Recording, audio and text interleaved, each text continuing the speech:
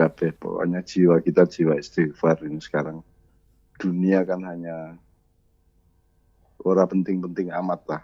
Urip mati barang jangan ora penting. Sing penting kue oke ora karo Gusti Allah kan gitu. Makan itu tidak ada di dalam peradaban kita sekarang ini, nggak ada. Semua kan tidak semua kan ngurusin stasiun dan pasar kaget saja, tapi tidak mengurusi sangkan-paran, tidak mengurusi nasib yang sebenarnya dari makhluk Tuhan gitu. Jadi nek soal-soal begitu saya sangat awam sebenarnya.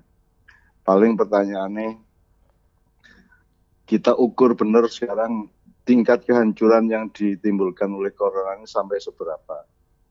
Apa sampai koyo zaman Nabi Hud sehingga kemudian yang tersisa hanya sedikit orang, terus dimik-dimik meneh, sinau meneh, tani meneh, sinaah karo wirosah karo tijaroh sinau meneh, atau seperti Nabi Nuh tersisa hanya beberapa ratus orang terus nyebar ke dunia dan membangun kembali dari tahap atau taraf yang paling tradisional, yang paling alamiah. Kita akan sampai ke situ ataukah kita tidak sampai ke situ nanti kehancurannya dan kebutuhan untuk keseimbangan baru itu.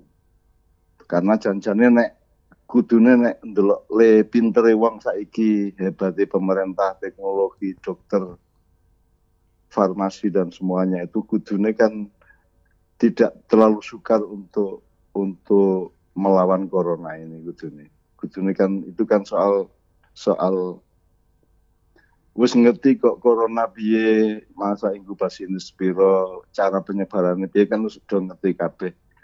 Antisipasi menuju keseimbangan baru tadi itu ya hanya bisa kita lakukan di kalangan maknya saja intensifnya. Ya aku iki ngenyang ben orang nganti banget le hancur kan ngono kan.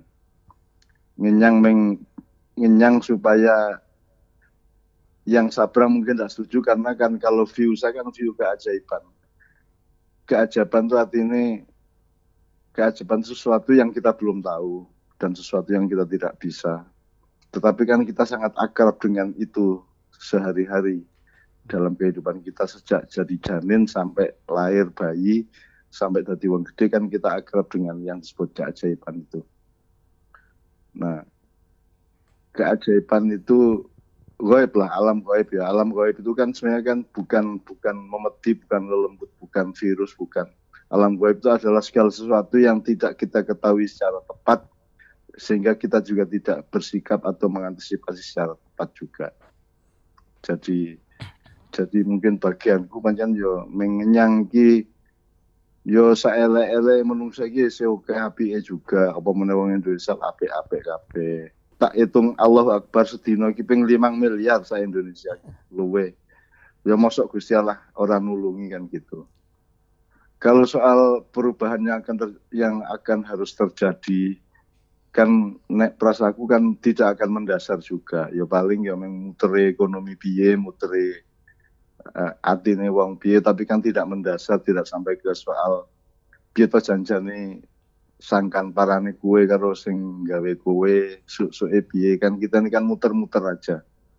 Jadi dari peradaban mau Renaissance, mau pasca Hud, pasca Lut, pasca Soleh, Nabi Su'eb, kan kita muter-muter aja manusia itu dari kekonyolan ke kemanjaan ke gumunan sak piturute kan. Kan gumunannya kan rantai iki. Gumunannya kan terus-menerus juga. Jadi kita tuh tidak berubah sebagai manusia. Yang berubah adalah dia dipaksa untuk berputar secara berbeda, untuk berdialektika secara berbeda, secara keduniaan. Tapi di wilayah-wilayah yang sejati, yang di wilayah yang memang Jawa jenenge sangkan paran kuwi mau, ya tidak akan ada perubahan apa-apa menurut saya. Mau Itali habis 50% penduduknya gunung jeblok, wong bujuk lanang wedok turu isih tetap dadi isih tetap ketok nganti saiki di museum di Italia sana karena gunung meledos mendadak itu piturute. Nah, tak baleni soal bagianku saya kira memang saya tidak terlalu memahami hubung-hubungannya wong dunia untuk dunia ini gitu loh. Aku memang bagian ndelok kemungkinan iki sepira to iki lak nek azab Allah ayo dudu to iki.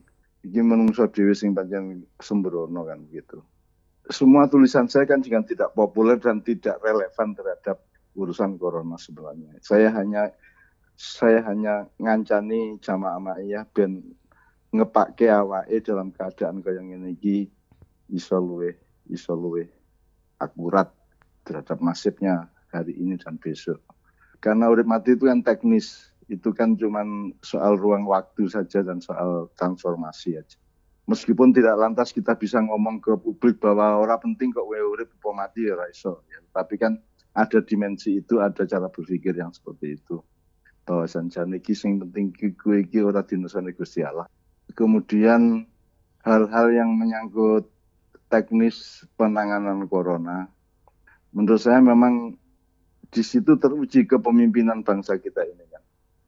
Jadi nek saya itu pokoknya gini, satu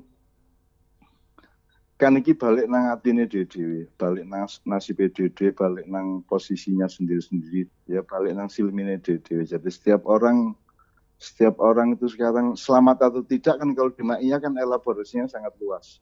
Apa sing kena kira selamat, sing ora kena kira selamat lah ya ora iso. Kan gitu. Jadi yang apakah yang mati itu tidak selamat, yang hidup itu selamat kan juga relatif. Karena keselamatan yang sejati adalah orang di perkara karo Gusti Allah. Nah sekarang perkara karo Gusti Allah sing kepriye kan sing entoke Gusti Allah. Sehingga itu yang disebut qadha dan qadar. Itu yang disebut qadha dan qadar. Rukun Islam ke-6 itu. Artinya kita harus siap mental untuk menerima ketetapan Tuhan apapun saja bentuknya kan gitu. Dan bentuknya bukan kita yang meregulasi, bukan kita yang menentukan, tapi Allah yang menentukan. Nah, kalau kita kembali ke situ, mudah-mudahan terus Gusti Allah jadi sayang dengan kita punya sikap pasrah seperti itu, mudah-mudahan itu menghasilkan rasa ora tegone Gusti Allah nang awake dhewe, dan karena kita juga masih ditugasi macam-macam dalam waktu yang mungkin cukup panjang setelah sekarang ini, sehingga mudah-mudahan Tuhan tetap memberi tugas kepada kita, bukan tetap tidak membunuh kita atau tidak mematikan kita, tapi mudah-mudahan kita tetap dipercaya untuk bertugas. Semua teman-teman Ma'iyah di tempatnya masing-masing oleh Tuhan masih diberi kontrak untuk melanjutkan perjuangannya. Salah satu efeknya adalah gue tetap urip kan gitu. Aku tetap urip kan gitu.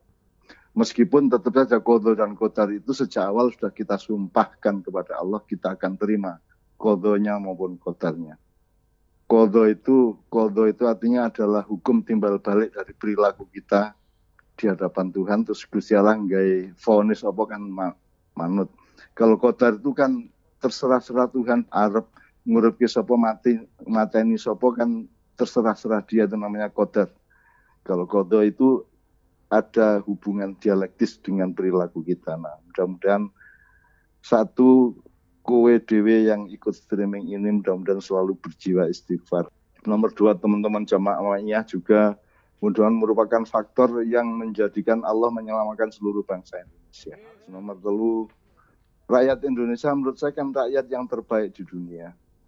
Dalam keadaan koyo ngopo wae mereka itu daya survivalnya luar biasa tinggi. Sedia koyo ngopo ki guyon ya toh. Menurut saya ada opsi dari Allah bahwa tidak ditolongnya manusia oleh Tuhan itu kan bisa tidak karena dia sendiri, tapi ada yang namanya syafaat, ada yang namanya barokah, ada yang namanya kolusi atau hak prerogatif kan itu. Jadi kan Gusti Allah kan ngomong, aku ora kira mengadab wong-wong sing karo kowe kuwi, kan gitu kan. Jadi cukup kowe selawatan, cukup kowe seneng Kanjeng Nabi, kowe wis bebas adab Allah. Itu. Bebas adab Allah tidak sama dengan tidak mati loh ya. Itu artinya kita selamat dalam kehidupan yang abadi nanti, yang orang tidak percaya sampai hari ini. Nek prasaku yo sejauh ini ya. Ora kok iki ora kaya sing kok khawatir ki banget. Itu bukan berakhir, tapi itu akan segera mereda. Bentuk redanya itu juga tidak bisa kita regulasi, tidak bisa kita rumuskan, tetapi nek prasaku sangune wong Indonesia ki luar biasa di hadapan Allah. Rakyat Indonesia itu menakjub, dan menurut saya kok Allah akan tetap memperhitungkan keselamatan bangsa ini berdasarkan lain demenake rakyat Indonesia kuwi gitu. Tolong teman-teman tiap malam selalu sholat malam dan selalu minta kepada Allah. Jadi istighfar sing akeh. Nek kesuwen astagfirullahaladzim, astagfirullah tok wae. Astagfirullah. Oke. Terus ya dia mungkin jaluk petunjuk dan selalu niteni ngimpimu apa. Nanti ada simbolisme di situ.